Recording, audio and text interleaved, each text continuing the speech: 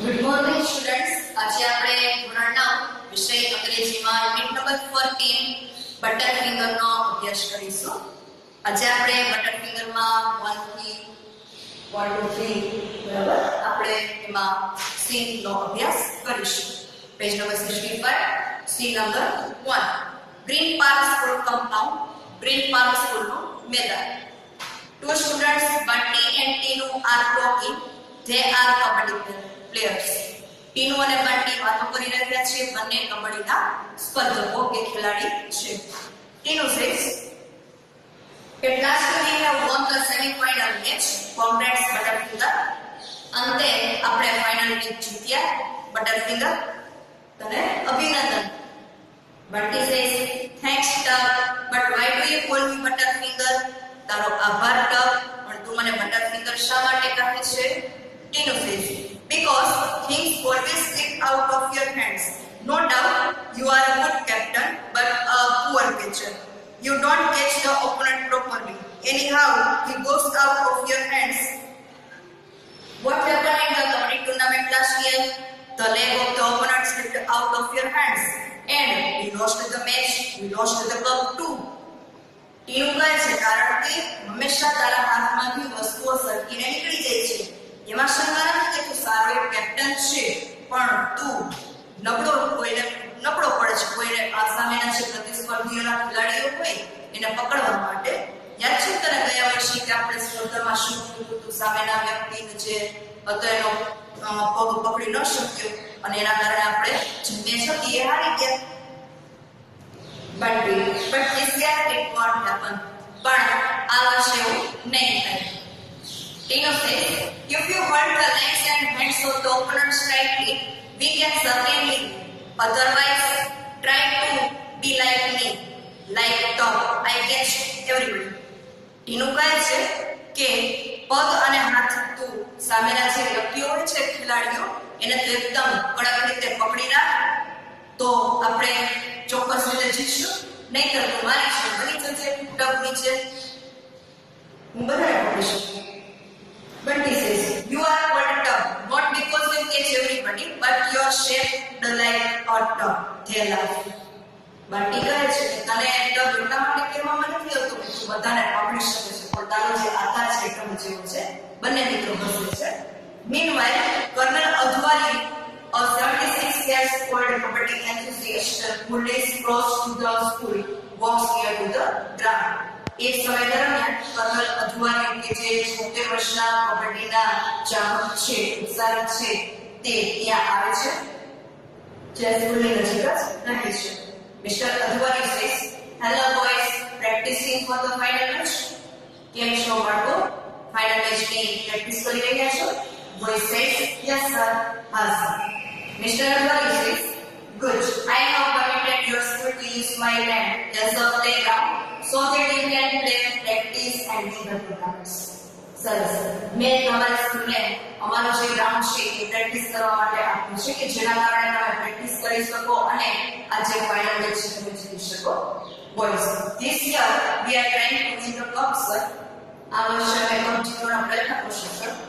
Mr. Advani says, "Fine. Keep on practicing. I am leaving for London tomorrow. I will be back for the finals. You must win the tournament this year." Mr. Advani કહે છે કે તમે practice ચાલુ રાખો.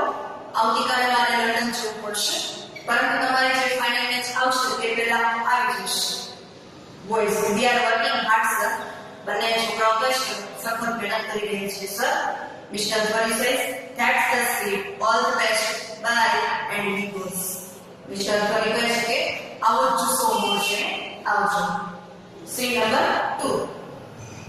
The principal speaking. The principal informs the students that Mr. Advani died of heart attack in London.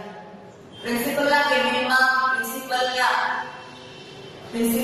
બંને જે સ્ટુડન્ટ્સને inform કરે છે કે લંડનમાં હાર્ટ અટેકના કારણે મિસ્ટર અડવાણીનું મૃત્યુ થયું છે. Bunty says, "So sad. Never thought of it." Bunty કહે છે બસ દુઃખ ભરેલું, આવું ક્યારેય વિચાર્યું ન હતું. Principal says, "One more thing, Mr. Advani's son is not found, so his property passes on his nephew, Mr. Nishit Advani. Mr. Nishit Advani wants to build a block of flats here. બીજી વાત, mister અધવારીની જે will છે, એની જે આખરી જે ઈચ્છા છે એ મળતી નથી. એટલે બધી જે સંપત્તિઓ છે એના ભત્રીજાને મિસ્ટર નિશિત અધવારી પાસે ચાલી જશે અને તે આ ગ્રાઉન્ડ પર એક ફ્લેટની રચના કરવા માંગે છે. Tinu says, "Oh no, that should be clever practice." Tinu કહે છે કે અરે તો આપણે આપણી પ્રેક્ટિસ ક્યાં કરશું? Principal says, "He has said that he will allow for the finals." તેમણે કહ્યું છે કે તેઓ આપણને જે ફાઇનલ સુધીની આપણી મેચ છે તેના માટે પ્રેક્ટિસ કરવા ત્યાં સુધી આપશે. Tinu says, "Thank God, but one no part, પરંતુ Bunty says, Sir, I remember something. The colonel once told me that Mr. Capri's will hidden somewhere in his house. When I asked him where, he gave a mysterious smile and said, I am for Kapati. My will also be for Kapati." The principal gets excited. Bunty કહે છે કે sir મને એક વાત યાદ આવે છે કે એક વખત મને મિસ્ટર અધવારીએ કહ્યું હતું કે એની વિલ છે એના ઘરમાં ક્યાંક એને રાખેલી છે. જ્યારે મેં એમને પૂછ્યું કે કઈ જગ્યાએ રાખેલી છે તો તેમણે રહસ્યમય રીતે એક સ્મિત આપ્યું અને કહ્યું કે હું કબડ્ડી માટે છું અને મારી જે વિલ છે પણ કબડ્ડી માટે છે. પ્રિન્સિપલ એકદમ ઉત્સાહિત થઈ જાય છે. Principal, this is a marvelous piece of news. Boys, go and ask Mr. Nishit Advani for permission to search Colonel Advani's house at once. Principal કહે છે કે બંને સ્ટુડન્ટ્સ તમે નિશિત અધવારી પાસે જાઓ અને મિસ્ટર અધવારીનો ઘરની તપાસ માટે આજે આપણે વિલ ફાઇન્ડ કરવાની છે એના માટે તમે પરમિશન તેના પાસેથી લો. Boys, okay sir. બંને છોકરાઓ કહે છે બરાબર છે. The students leave the principal's cabin. They go to Mr. Nishit Advani's house. They meet him and ask for his permission. Students છે તે પ્રિન્સિપલની કેબિન છોડીને જાય છે અને તેઓ મિસ્ટર નિશિત અધવારીના ઘરે જાય છે. બંને ત્યાં જાય છે અને પરમિશનની વાત કરે છે. Scene number 3. Bunty, this is what Colonel Advari told me. Sir, will you allow us to search this house? We want to find out the truth. તો આ પ્રમાણે મિસ્ટર અધવારીએ અમને કહ્યું હતું, સર તમે અમને એના ઘરની તપાસ કરવાનો પરમિશન આપશો? Tinu says, "Please allow us, sir." વિનંતી કરે છે કે અમને પરમિશન આપો. Mister Nishit says, "Okay, I will give you some keys. I will give you time also.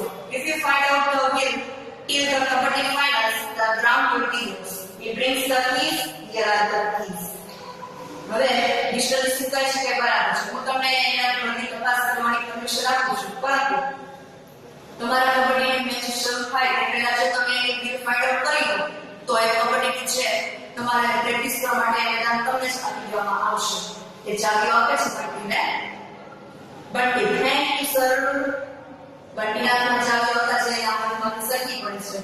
The bunch of keys slip out of his hand. તેના હાથમાંથી ચાવીની જે ગુચ્છોડી છે પડી જાય છે.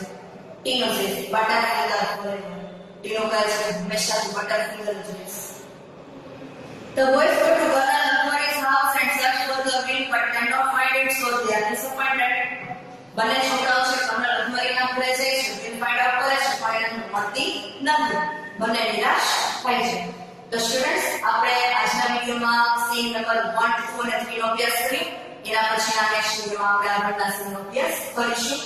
3 સીનનો તમે અભ્યાસ કરી પાછો કરશો.